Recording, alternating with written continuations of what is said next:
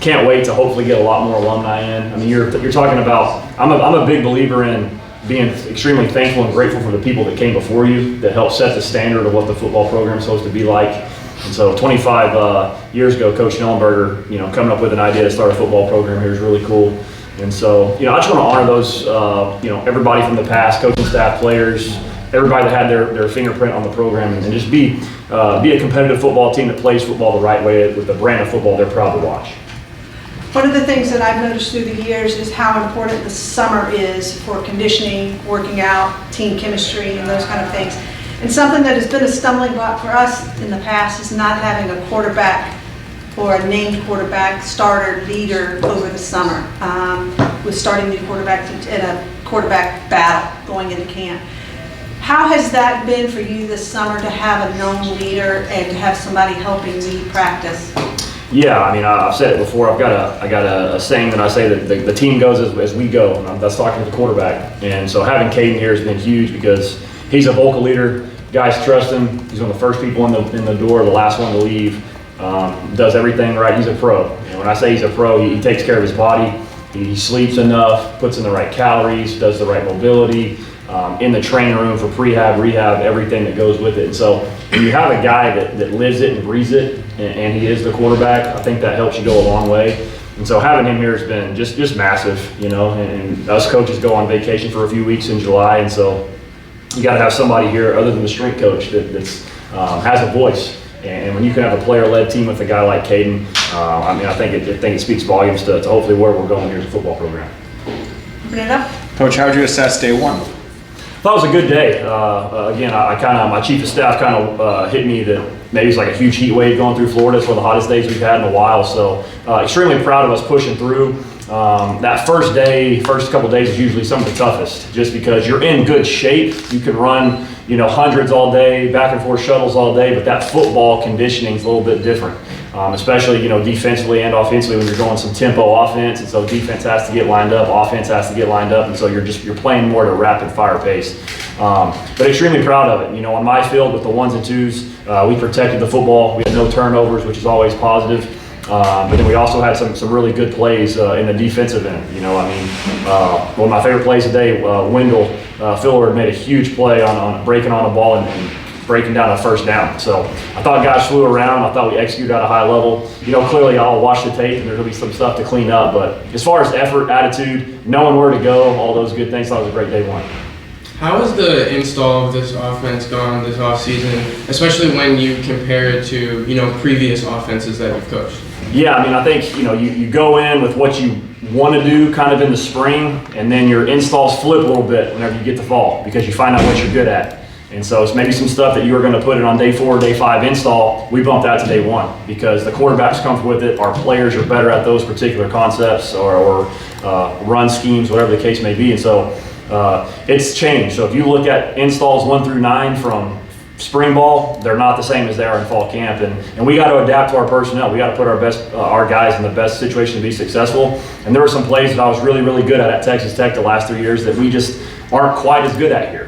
But there's also plays here that we're a lot better at here that I couldn't quite get right at Texas Tech. And so we've adapted the installs just to try to make sure that our guys are in good positions. They feel comfortable with what we're calling. Coach, speaking of spring ball, what are some of the biggest progressions you've seen from the team from spring now to day 1 at fall camp?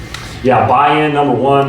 Again, that's always something new when you have a new staff. And not that they weren't bought in, but man, you're talking battling through the heat in the summer and the sand workouts and the stadiums and everything else. So the buy-in is there, and then just leadership too.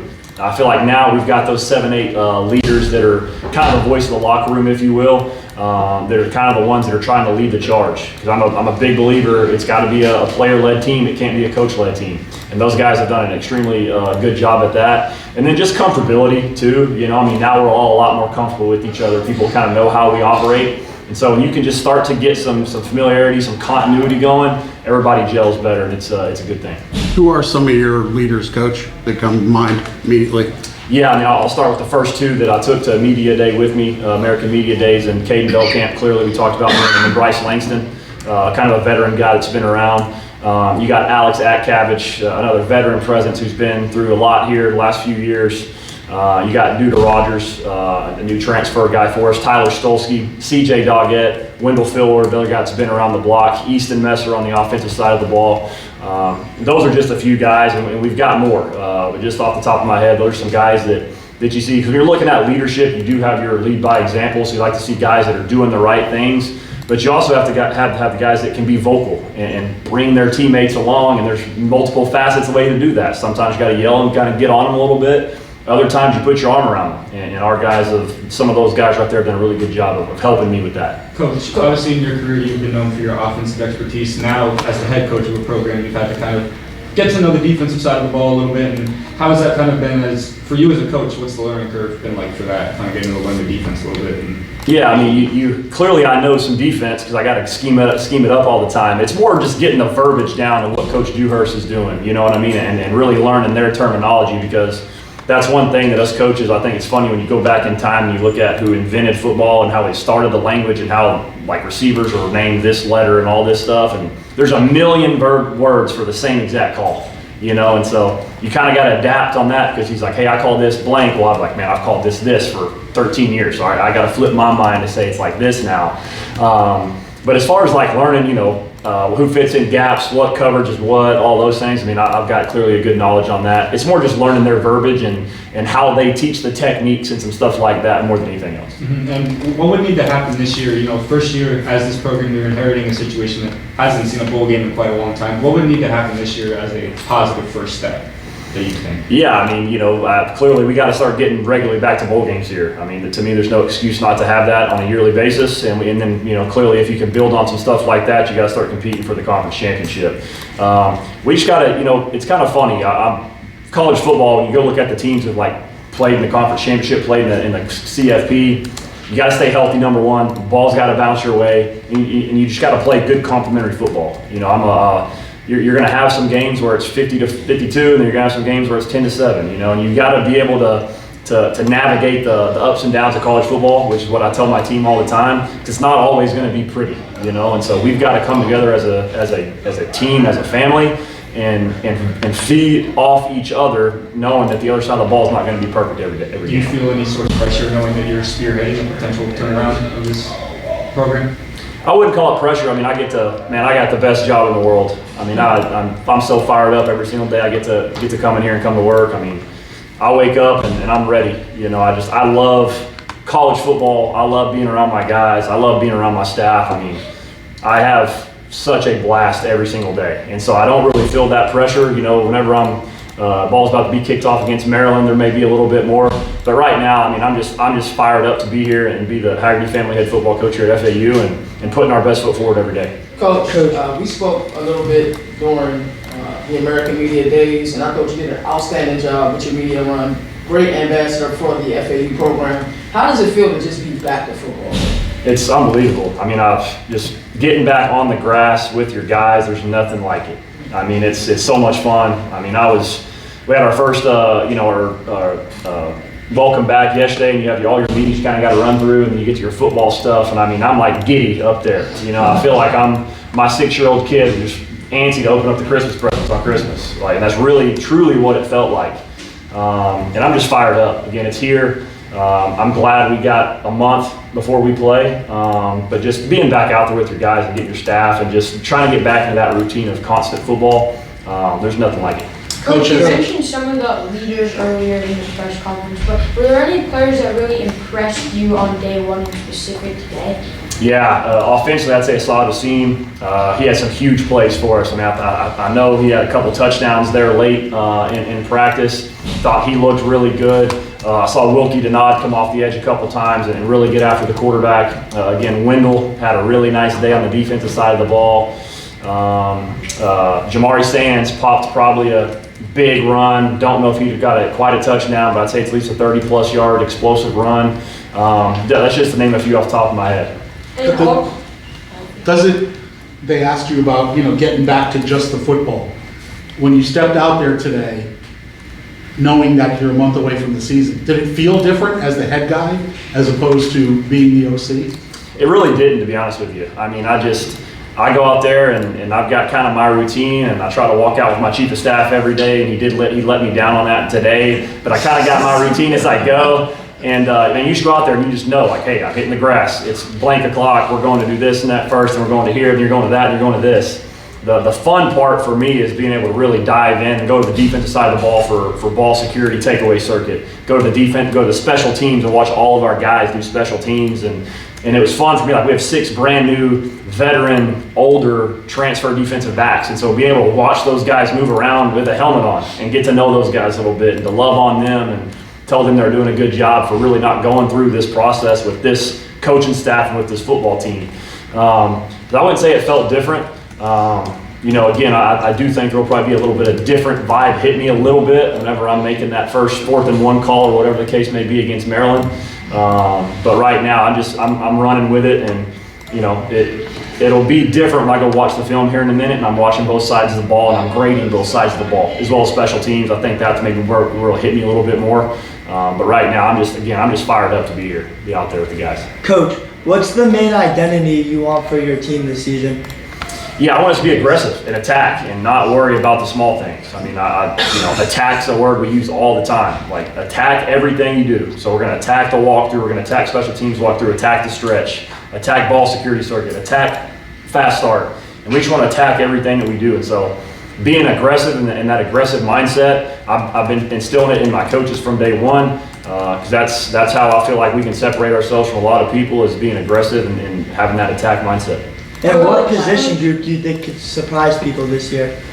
Yeah, I'm fired up about our interior defensive line group, and I know there's some veterans in there that have played a lot of football, but we just come a long way, And Kemar Richardson Brown had a great summer, and he's a monster at 6'6", 300 plus pounds. I'm really hoping that he can keep coming along in the football field, because he's a guy that could add something, to that CJ Doggett, to that Bryce Langston, to Sledge, to Barber, all those guys. And I feel really good about our depth in that interior defensive line. Coach, one position group as well that you're super familiar with is the QBs. You were a QB coach at both Western Kentucky and Texas Tech.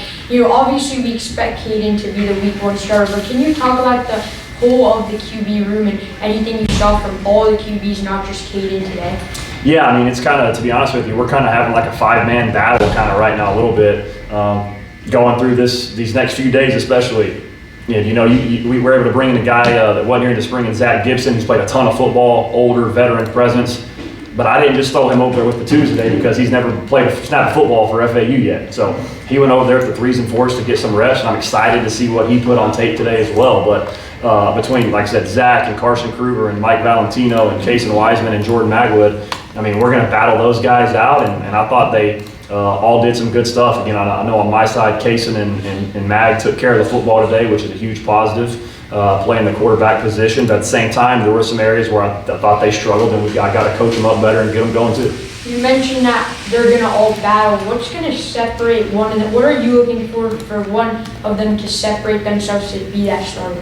Yeah, leadership, completion percentage, not turning the football over. How you operate. I mean, it's. I know it sounds pretty cliche and pretty easy, but to me, football's not that complicated. You do some of the little things right, and you can easily get yourself into those scenarios. So if you're not operating the right way and you're telling guys the wrong stuff to do, and you're throwing the ball to the other team, it's tough to play quarterback. And I've been upfront and honest with those guys this whole time about the scenario that they're sitting in, and the best player has to play. And there is no favors, and there is no anything like that. So we'll keep battling it out. Again, for sure I want to get to these first 3 practices, then we have an off day, and I want to really sit down and reevaluate there and maybe mix the reps up after that. But for right now, we're going to roll with that for 2 more days. Is there any specific messages you're preaching day in and day out to the players? Yeah, I mean, we have a culture here that's 4 pretty easy things, and that's be a family, have fun, work hard, and be tough. I'm not huge into a bunch of mottos and slogans and stuff, because I think if your guys are solely concentrated on all that other stuff, they're not worried about the main thing, which is the football. And so I try to keep the main thing when it comes to the football, the X's and O's, the execution of their assignments on the football field. But those other 4 things I mentioned, I mean, it's your culture, but to me, it's who you should be. you should be a family. If you have genuine love and care for each other, you're gonna be better in the fourth quarter when the game's on the line because you care about the man to your right and to your left. How do you not have fun being a football coach or being a college football player? That one doesn't make any sense to me. You have to have fun, and that's what I love about my job. Like I said, I got the best job in the world. I get to step in this building every single day and be a football coach, and there's nothing like that. And then clearly, we have to work hard, and I know that's old school. I'm from small town West Texas with blue collar background. Like I'm a blue collar mentality guy. There's no handouts here, so we have to work hard, and that's not just football. That's in the training room, in the weight room, in academics, in tutoring, and how much sleep you get, what kind of calories are you putting, did you hydrate enough? I mean, I'm talking like you have to work. If you want to be really successful in what we're trying to do and where we're trying to go here, you have to work in everything. And then the last part's the toughness part. And we're big grown men out there on the football field, and Coach Lee and his staff armored those guys with the physical toughness. But an area where we really tried to work this summer was on the mental part, to where when things do start to maybe slide downhill, and it is the first quarter and you're already down by 14, you can't just quit, you can't just give up, and that's the mental side of the game. And so we kind of preach those four things, and that's really what we kind of hang our hat on. Staying on the mental side of everything, when we were at Media Days, you talked about how you trusted Bill Kemp to really tutor and mentor guys while you went on the road recruiting and everything. You talk about the hard work that went in the preseason and how it's paid off today, part one. And then part two, I saw Chris Carter out there. How's it been with Chris Carter being out here with the wide receivers? Yeah, the part one of your question, Beltcamp, again, he's a football guy. He's a junkie. Was actually able to talk to a scout about him. He's a pro. Again, he takes care of his body. He does at least 1 hour of mobility. He's 6'6", 240, so he's got long limbs. He understands that too. So he's got to be loose. He's got to have the limbs right. So he does at least an hour of mobility. He eats the right way. He takes care of his body with the fluids on the Pedialyte, all the stuff. Again, first one in the weight room, last one to leave, first one in the meeting room, last one to leave, watches film on his own all the time. I got up here and I opened my computer and I clicked on and it says, it was like 2019 Oregon tape. And I texted him, so I know he's like, what are you doing? He's like, I'm watching Justin Herbert, because he's 6'6", 240. And so he's back watching 2019 Oregon tape, just trying to study and get better. So he's a true football guy. And so being able to get him in and like really teach him the nuances of what I'm trying to do. When I left for January to go meet all the coaches in the state, I had zero hesitation letting him meet with the receivers, say, hey, this is what we're doing. This is what coach wants. He wants this route like this and this and that. And so that was huge. And then Chris, man, it's kind of cool. It's kind of crazy. Like first day on the job, you meet Chris Carter and you're like, what's up, man? He's like, I work here, player development. And then he's been good for our guys, just having him around. And, he's a mentor for those guys again. He did it at the highest level you can ever do it at. It's one of the greatest football players of all time. So really cool having him around. Coach, Caden Beltcamp and Easton Messer are both come from Western Kentucky. What have you noticed about their chemistry thus far? Yeah, it's fun to watch. They're best friends, they're roommates, they spend millions of hours together. And, for me in my career doing this, going on year 13 now, you find those special connections or guys like that are like true best friends, love each other, care about each other. Like they left their opportunities to both come here together. It was a combo deal for sure. And so it's fun. They vibe off each other, they feel off each other. Easton knows like, hey, you were about to do this. Like we're talking after some racks of plays today, and it's fun watching them talk. Because I'm gonna go over there and coach them, and I'd hear them talking about it, and I'm like, they got it. I'm good. We can move on. And so they've got that cool connection, that cool chemistry. And again, that I'm reverting back to that family aspect where they are like they will probably be, well, maybe not Caden because he's got a brother, but like best men in the wedding type deal. They are like extremely close, and that makes it a lot of fun. Coach, talking of that, what kind of leadership are you seeing in your players during camp, especially the veterans? Yeah, it's been good. Like today, man, like Tyler Stolsky had me fired up because he's all over dudes out there. And just from missed assignments on a drill, like a very easy drill that we have some newcomers that weren't doing the drill the right way, and to see Stolsky get after them the right way and to just like let them know, hey guys, we got a standard here. We just talked about this for 20 minutes. They're like, we got to get this right because we're wasting time. It's been a lot of fun because again, I'm trying to slowly creep back a little bit when it comes to let me get after guys and let me do all that, and really try to put that on those 6, 7, 8 guys I talked about earlier and let those guys be that voice. And so, particular today, I saw CJ Doggett doing some really good stuff. Veltkamp always does some good stuff out there when it comes to leadership. And then Tyler Stolsky today for sure really stood out to me.